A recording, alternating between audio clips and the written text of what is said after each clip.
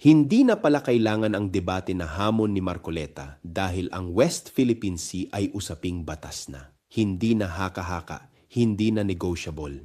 Ito ay malinaw na itinakda sa Philippine Maritime Zones Act noong ika-7 ng Nobyembre taong 2024. Isang batas na iniakda at isinulong ni Francis Tolentino at naipasa ng Senado at Kongreso ng Pilipinas. Sa batas na ito, malinaw na tinukoy ang ating territorial sea, contiguous zone, exclusive economic zone, at continental shelf alinsunod sa UNCLOS at sa 2016 arbitral ruling. Kaya kapag may patuloy pang nagsasabing malabo, walang malinaw o wala tayong hangganan, hindi na yun usapin ng pananaw, kundi pagbabaliwala sa umiiral na batas ng Republika.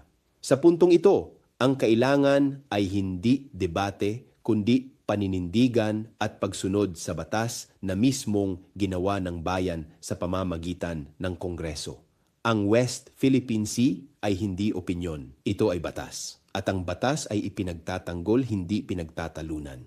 Ako si Bishop Tonyo, obispong migrante sa Europa at ito ang Damdaming Makabayan. Hanggang sa muli!